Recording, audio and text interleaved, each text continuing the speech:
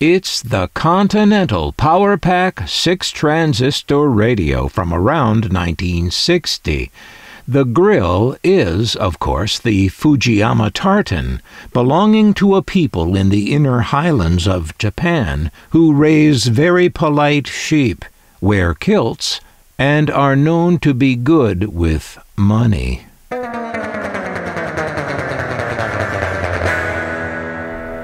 Oh, I made that up. I don't know why this radio has a plaid grille. I'm just glad it does. This is the sort of random, whimsical design element that showed up now and then on radios from Japan in the golden age of the transistor radio. This is the sort of thing you would never see on a product said to employ so-called good design. I'm fortunate to have the box with this Continental, and as you can see, even an outer cardboard sleeve. Power-Pac. It's a good-looking box, not as elaborate as some, but worth saving. Obviously, it's worth it to me, but I mean the original owner found it worth keeping, and I'm glad they did. It's a real treat when we find not only the box, but the paperwork with old things. Here is even a hang tag, the kind of tag that would be attached to, or hang from, the radio as it would be on display in a store.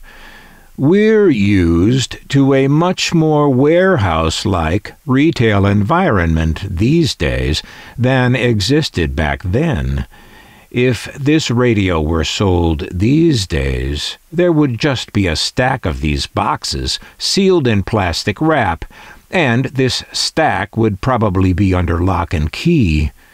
Back when this radio was new, stores would take one of them out of the box, attach this hang tag to it, and put it in a clear display case. In some of the more well-staffed stores, they would even put one out on the counter for customers to pick up and look over. Other papers in this box include the schematic circuit diagram, another relic of a past when things we bought could be repaired if they stopped working, and not just thrown out. Now here's the owner's manual. Just a little folder, really, but it tells you all you need to know.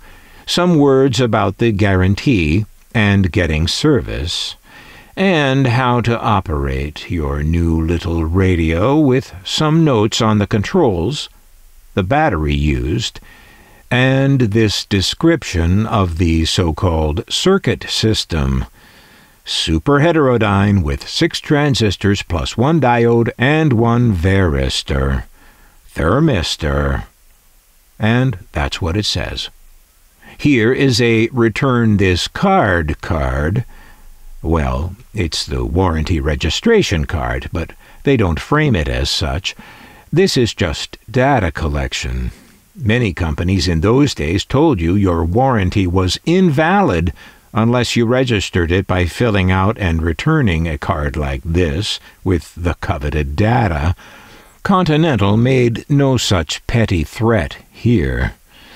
Maybe I'll fill this out and send it in to them. Do you think 3 cents postage is still the right amount? It's a nice-looking case. It looks like genuine leather to me, like a nice new pair of Tom McCann's. And there's a matching earphone pouch tucked inside of it. What a gorgeous thing is this little radio. Of course, the colorful grille is terrific, but there's also some underpainting here, too, both in the white top section and in the black bar beneath it. What a beauty.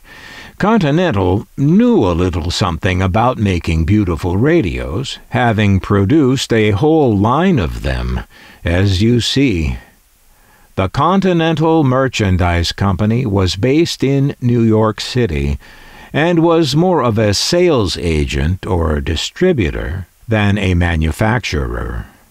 They contracted with several manufacturers to make their radios, including Hayakawa Electric, better known to us as Sharp. Here is one of those Sharp-made models, the TR-182, the one on the top here branded Continental, and the one on the bottom branded with the maker's name. For a time, Continental acted as U.S. distributor of Sharp, and Sharp may have been the maker of the plaid radio we're looking at today. I don't see any proof of that on the radio or on its packaging, but I see nothing that rules it out.